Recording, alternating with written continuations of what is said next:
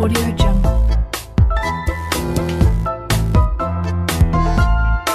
Esto es ACG Podcast, la voz de la Asociación de Consignatarios de Ganado.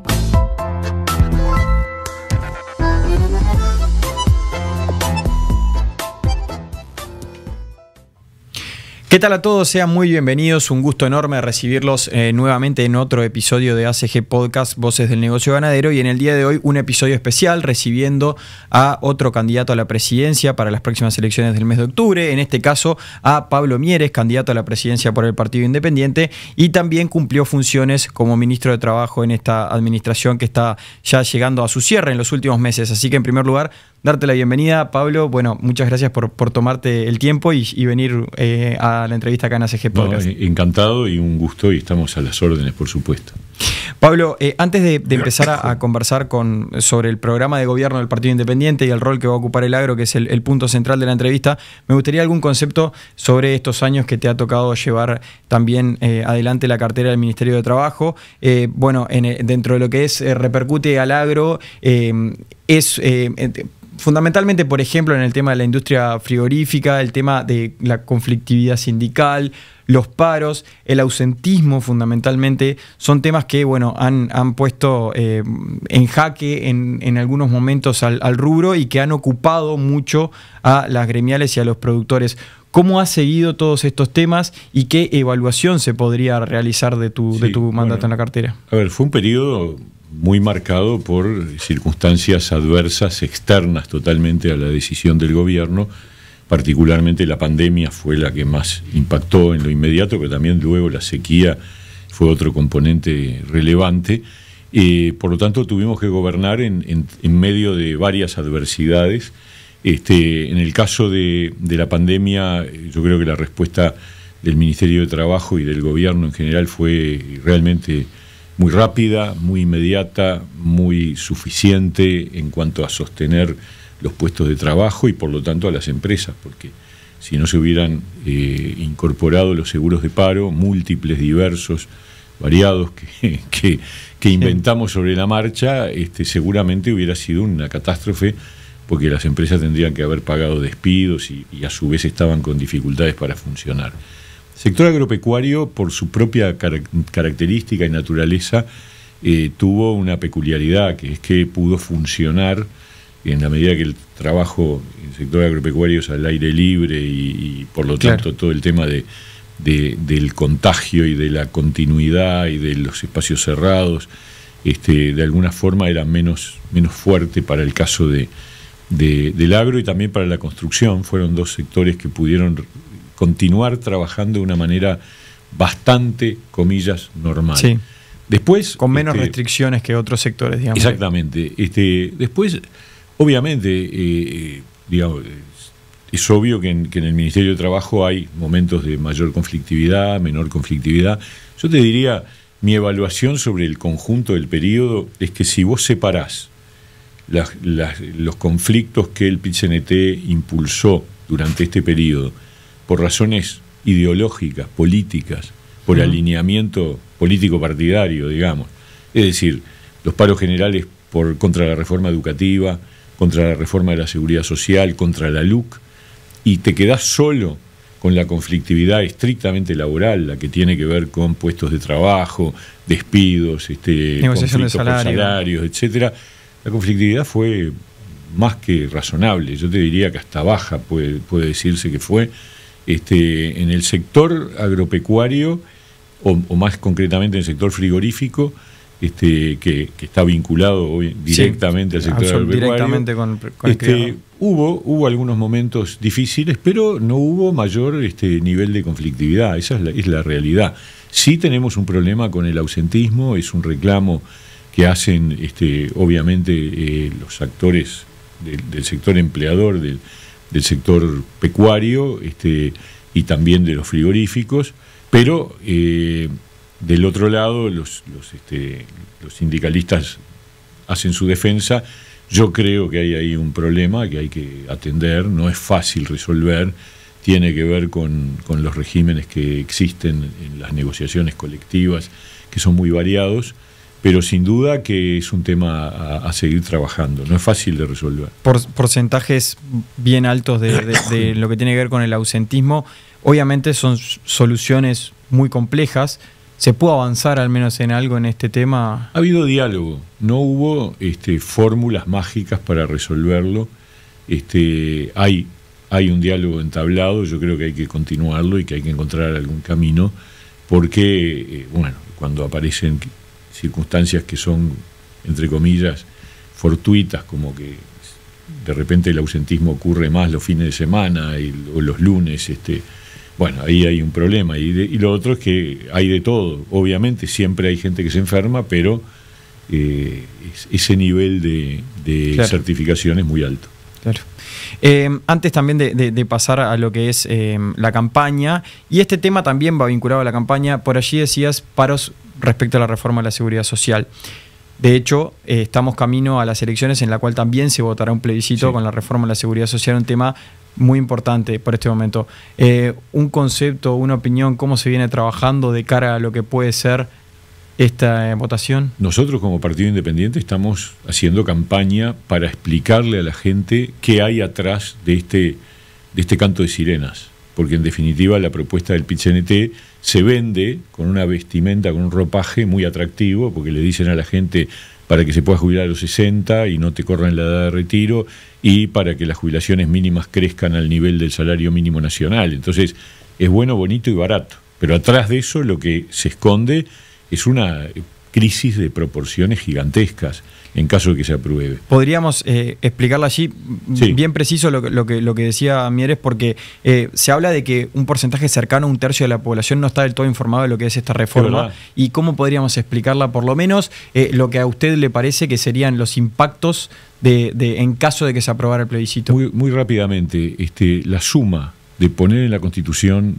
la edad de retiro en 60 años, más el aumento de las jubilaciones mínimas de un saque en un solo momento al nivel del salario mínimo nacional, implica una multiplicación por 5 de la cantidad de puntos del PIB que se van a requerir para pagar la diferencia. O sea, para decirlo más claro, el año pasado hicimos la reforma de la Seguridad Social, la ley, sí, que se votó, y el año pasado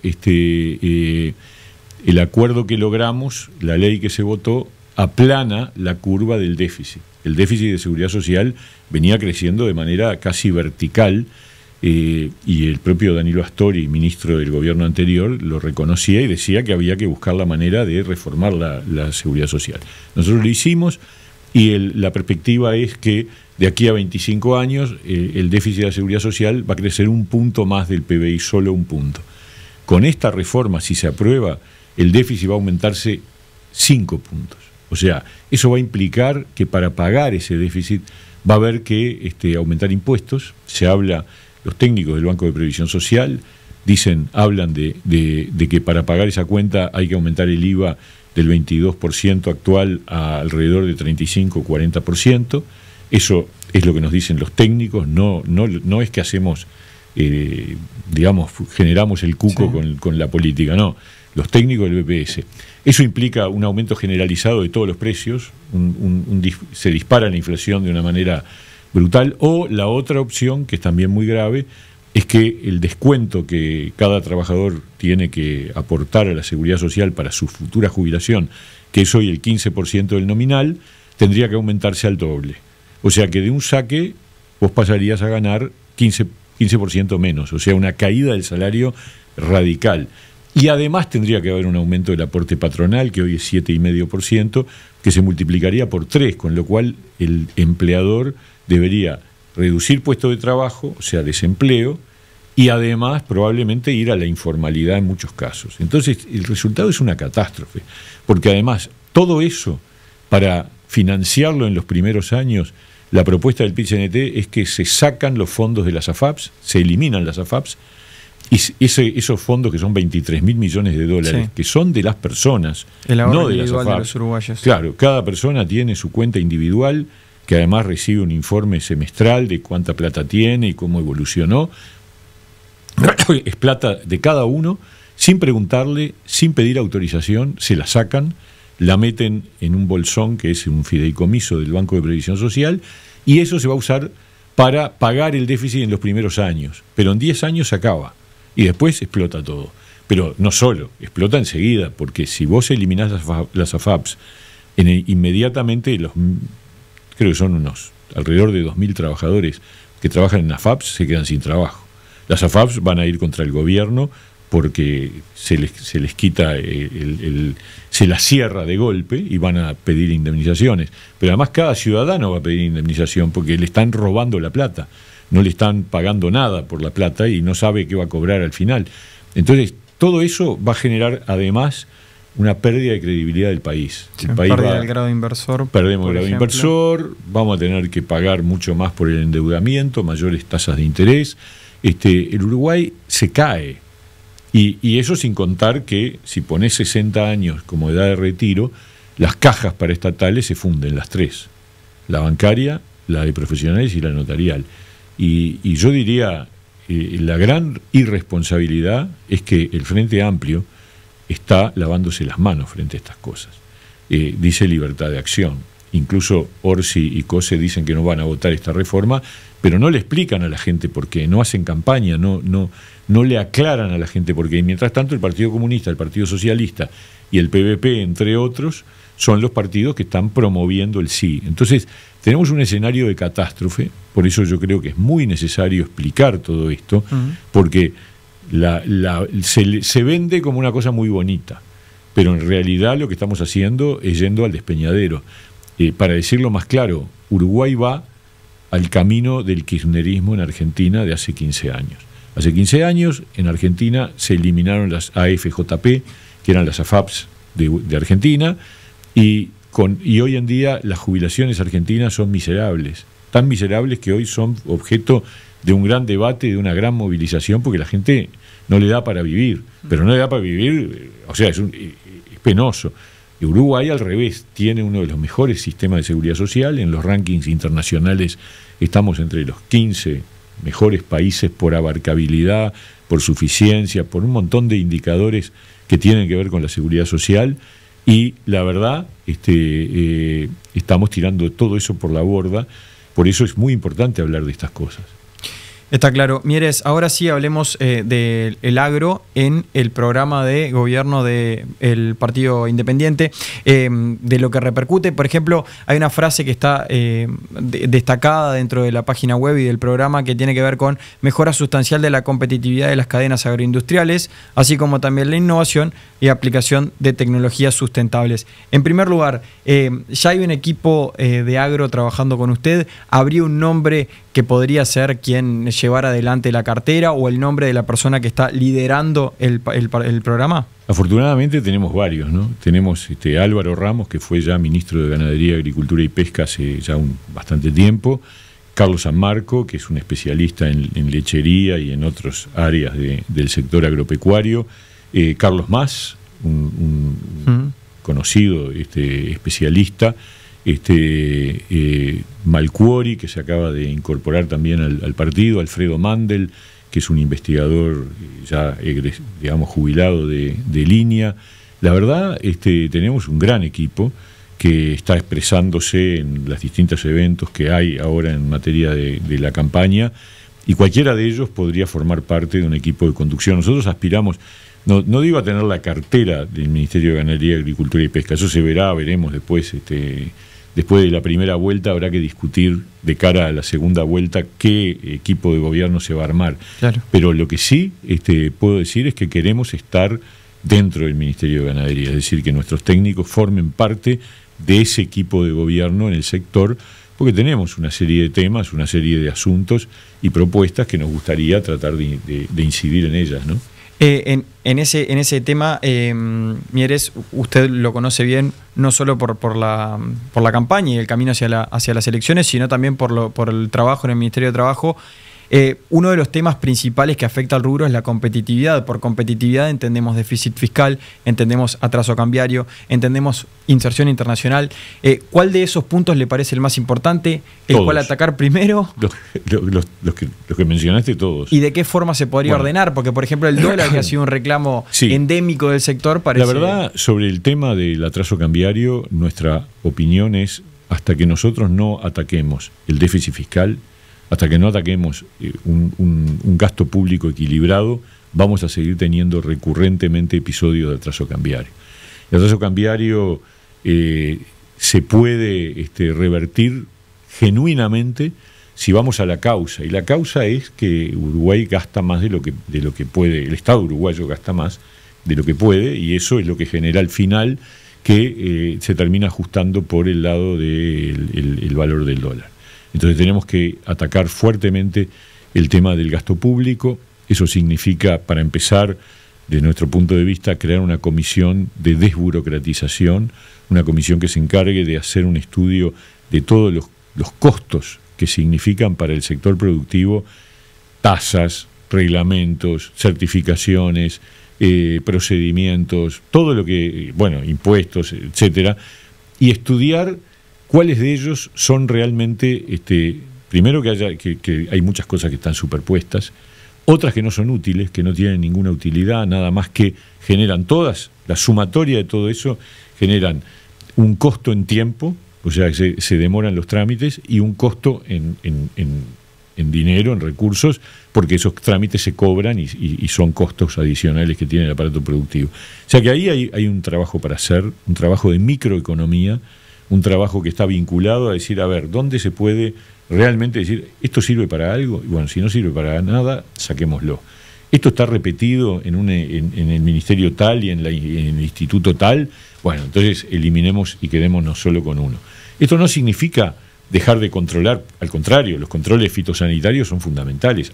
Yo te diría, permite este tipo de experiencia de desburocratización, permite que se puedan destinar recursos a los puntos donde realmente son cruciales las intervenciones del Estado para garantizar que el Uruguay sea un país creíble, un país desde el punto de vista de su visibilidad y de su llegada al mundo con inocuidad en la producción, etcétera, ¿no?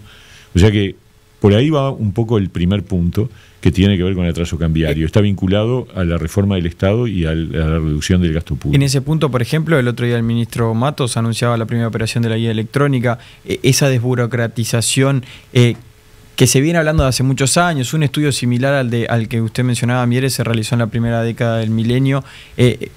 Por allí, entonces, pasan las principales baterías, más que por pensar, en primer lugar, en lo que es la cotización del dólar, por ejemplo. Yo creo que la intervención artificial en el mercado cambiario no es correcta. Nos lleva a cualquier desastre. Es decir, bien, lo que hay que hacer es es atacar la causa real. Bien. Y la causa real es el déficit fiscal. Bien, bien.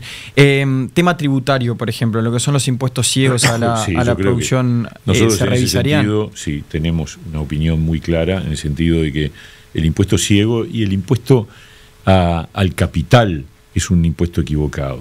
El impuesto tiene que ser a la renta, a la ganancia, y eso va evolucionando para arriba o para abajo según los ritmos que tenga el sector en momentos de crecimiento, en momentos de crisis.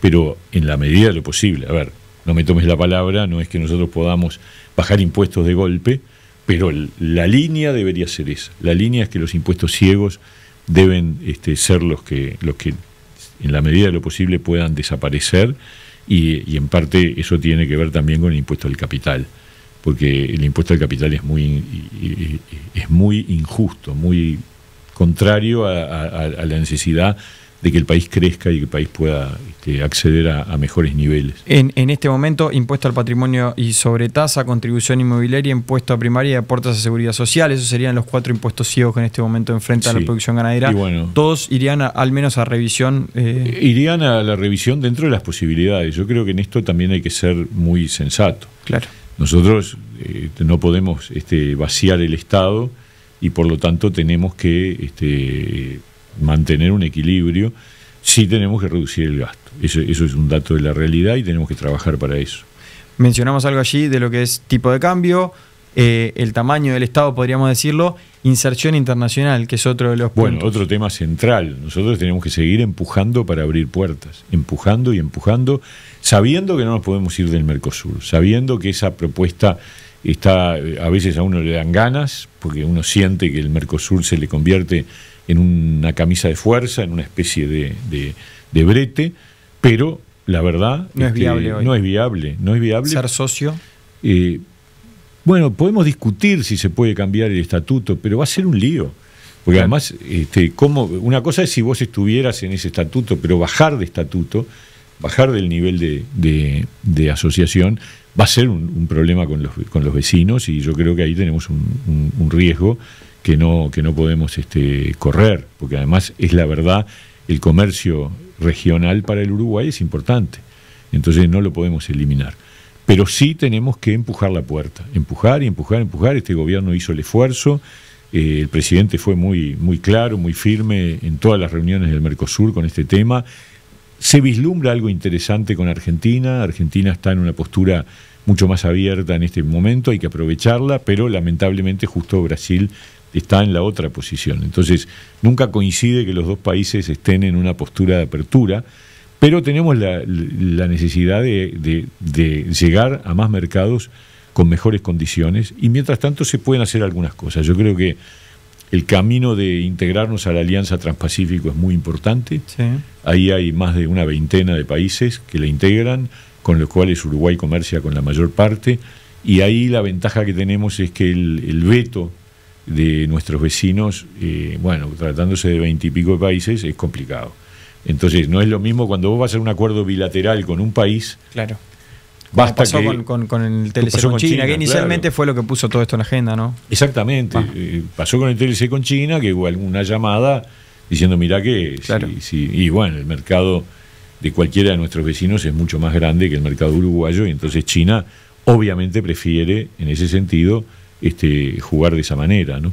Por lo tanto, yo hoy cuando le mencionaba de estos 3 puntos, uno que podríamos mencionar como prioritario, o al menos en el cual se pueden hacer más cosas según lo que propone el Partido Independiente, tiene que ver más bien con el gasto público y con la reforma, no la reforma del Estado, pero sí atacar ese punto, por lo menos antes que el tipo de cambio. El gasto público, seguir empujando para abrir acuerdos internacionales, avanzar todo lo que se pueda con el Transpacífico, encontrar qué otras medidas se pueden tomar nuestras de reducción de costos dentro del país.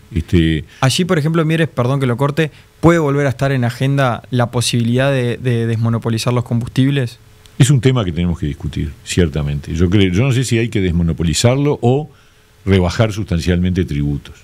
Ese pueden ser cualquiera de los dos caminos. Yo creo que se dio un paso en este periodo, que es el precio de paridad de importación. Eso de alguna manera hizo mucho más realista el proceso de fijación de precio del combustible, con algunas modificaciones, porque no siempre se siguió el precio de paridad de importación en sentido estricto, pero ha avanzado a una cosa mucho más verdadera que la que lamentablemente tuvimos en el gobierno anterior. A mí me causó mucha gracia cuando Orsi cuestionó el manejo de los combustibles que se hizo en este periodo de gobierno.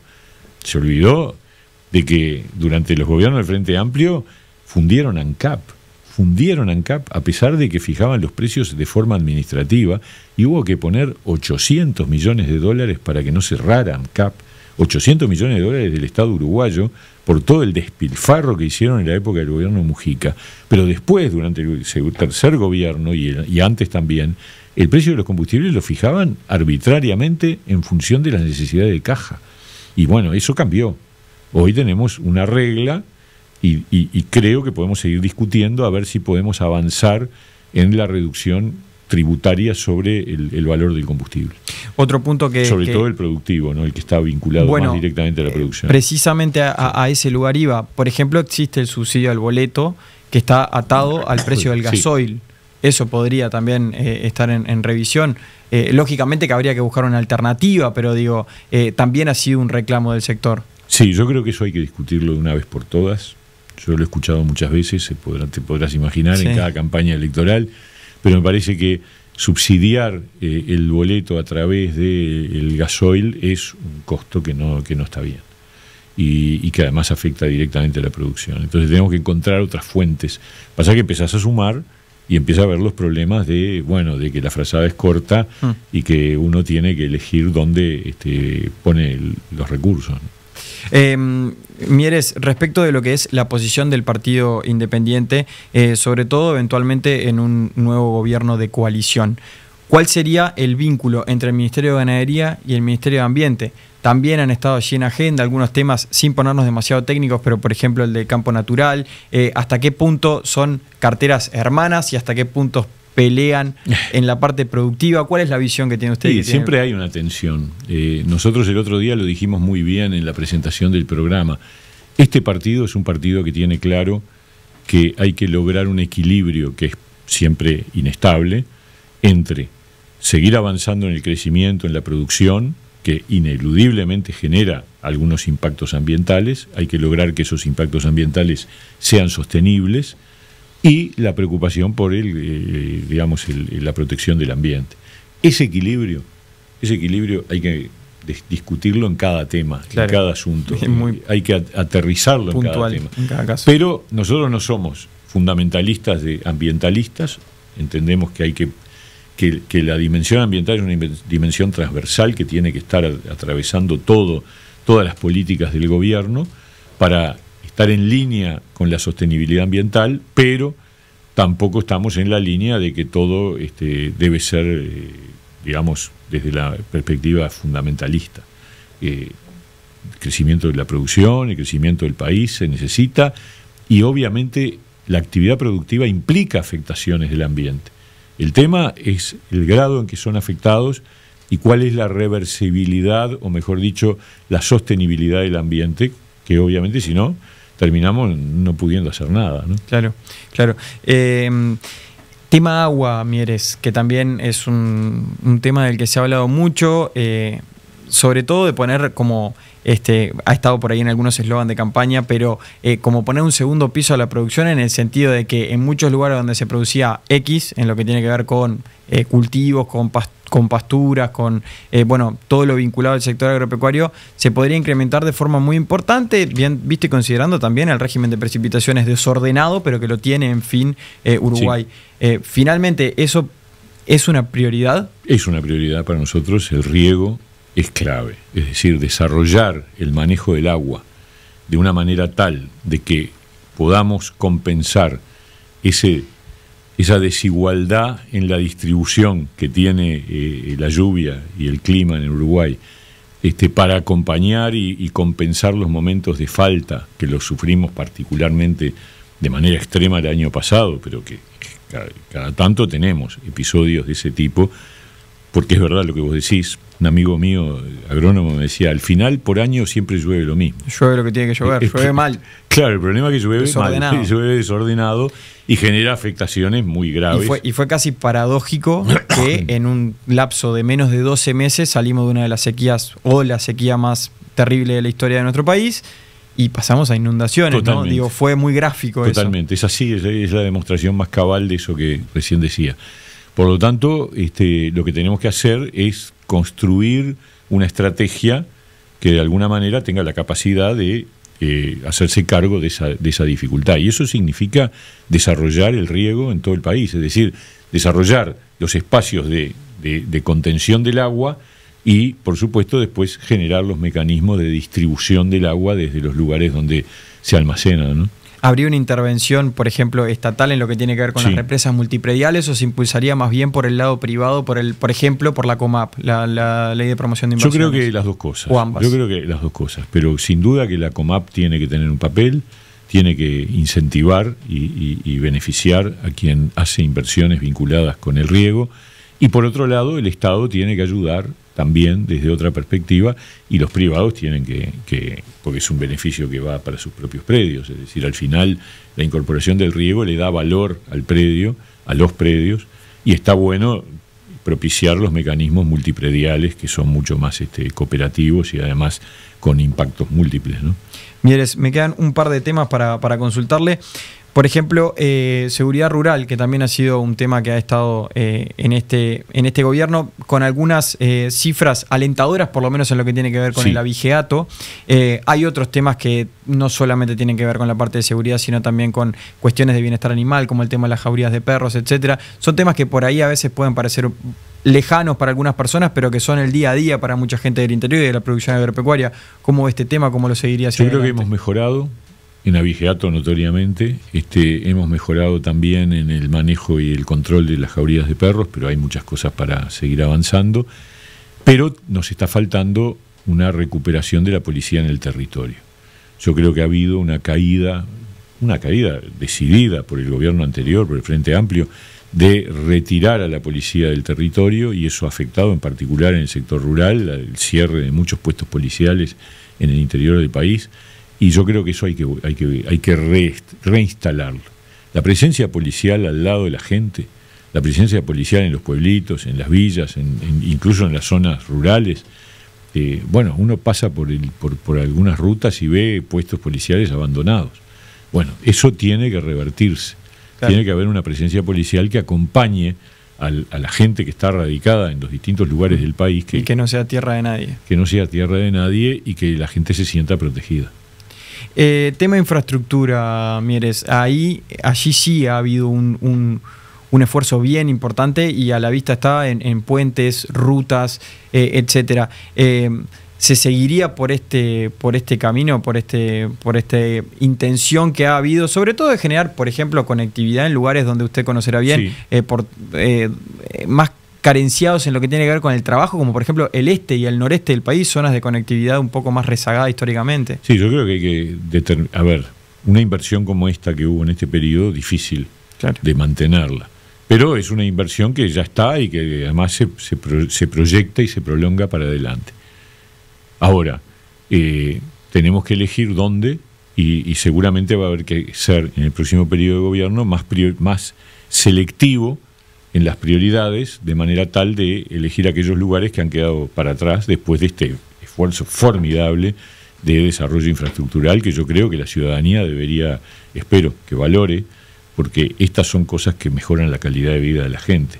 La calidad de vida de la gente y la posibilidad del desarrollo productivo, porque atrás de carreteras, de puentes, de infraestructura, hay abaratamiento de costos, hay mejora de competitividad, hay oportunidades y también hay sociabilidad mejor para las personas que viven en el medio rural.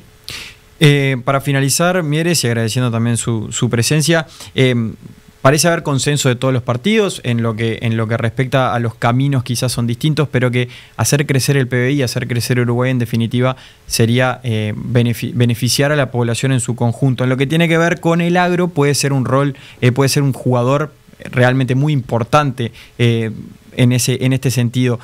Si usted tuviera que mencionar 2 o 3 puntos, ejes principales de los que hemos conversado que serían prioridad para el Partido Independiente, ¿cuáles serían?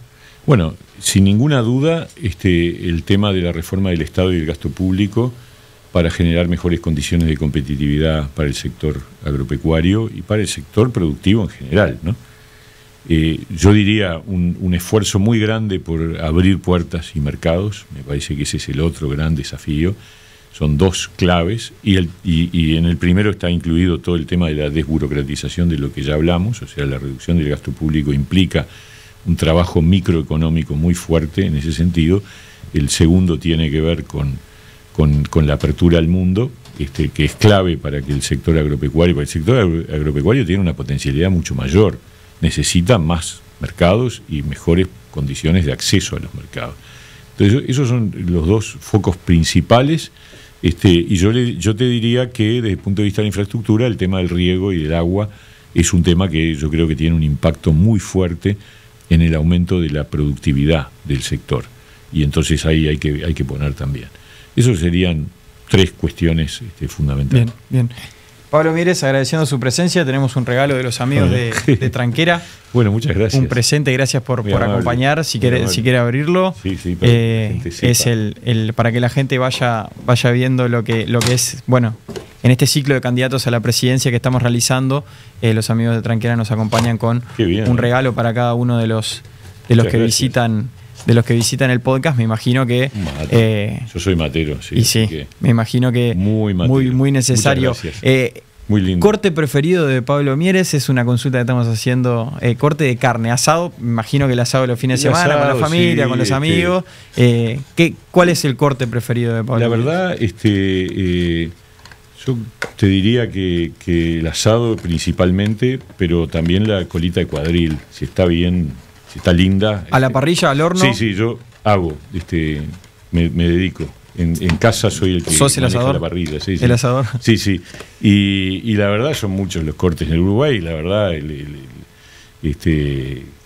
asado y en general la carne a la parrilla es el plato principal, ¿no? Y todas las achuras también. Es nuestro sello. La gente que viene de afuera se muere cuando ve las achuras y son una maravilla. Sí. Pero se pone medio raro, claro. ¿no? Es verdad, quien no esté tan acostumbrado puede. La molleja particularmente es espectacular. Y nada, yo hago todo tipo de carne, sí, a la parrilla. Bueno, ahí tenemos una de las respuestas más importantes de la entrevista. Pablo Mieres, candidato a la presidencia por el Partido Independiente. Gracias, entonces. Un gusto, encantado.